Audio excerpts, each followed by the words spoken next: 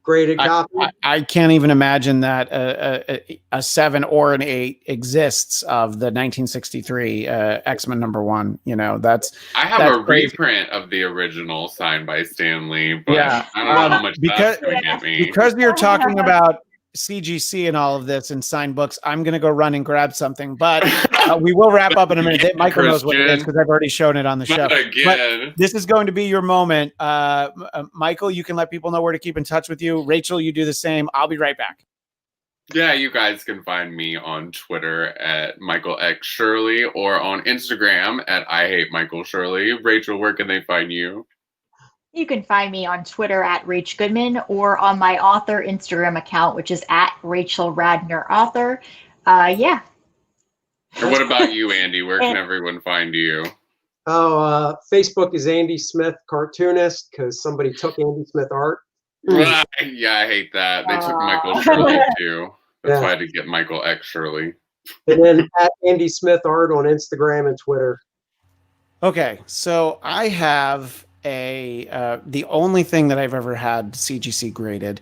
I had Marvel Secret Wars #8. Oh, the not first appearance of the black suit, but the origin of the black suit, if you will. And it was sitting in a box with a bunch of comics, not bagged nor boarded.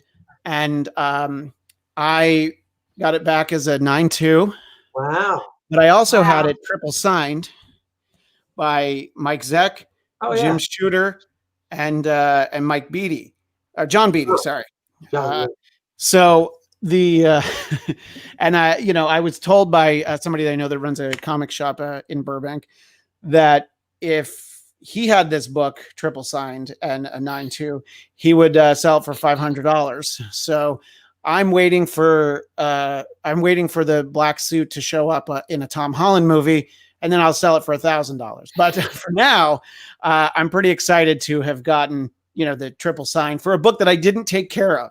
So that's a bad lesson to share with people to not have taken care of this book, but to still have it end up, and I did have it pressed and cleaned, to be honest. So they did a little magic with it to make it a 9.2. What's his first appearance? Because I thought that was the first so appearance. It's chronologically his first appearance, but the way that Secret Wars worked, it came out once a month. So by the time that came out, I believe Amazing Spider-Man 259 was out, and he got rid of the suit in 258. Reed Richards, got it off of him and put it in the so Amazing 252, and I think Peter Parker 90. And Marvel Team Up 142 maybe. So like that month, that was like the first one. So by the time this was actually published, so people consider it to be, it's like the first appearance if you're reading the stories chronologically, but in publishing order, it wasn't, which that's the sort of, thing where you end up in, like Gambit's first appearance is supposed to be Uncanny X-Men 266, but then this X-Men annual was accidentally published a month early that he's already in. So the people are like, if they have that one, they're like, no, this is the first appearance of Gambit. Buy that one. Yeah, but that's like Wolverine. Wolverine's first appearance is X-Men 180. It's a full freaking splash page of them in full figure. How is that not the most expensive book? Well, the Incredible Hulk 181. Yeah. Incredible Hulk 180. Yeah, but he's on the last page in the one before. I know it is crazy. Anyway, I kept it just to show this off, but I feel like it was worth it. I appreciate your time. Good luck with the Kickstarter, and hopefully we have something fun to talk about with you again in the near future. As for me, you can find me on Twitter and Instagram at ChristianDMZ. And if you're watching this show, you're seeing it on the Blackcast YouTube page. Go ahead and subscribe. BLADTCAST on YouTube, but also that is an audio podcast where I will pin the earlier episode with Andy, and you'll be able to find that on SoundCloud/Blackcast. Thanks again to Andy and Rachel and Michael and everybody in the chat. As the great Stan Lee would say, Excelsior! Excelsior.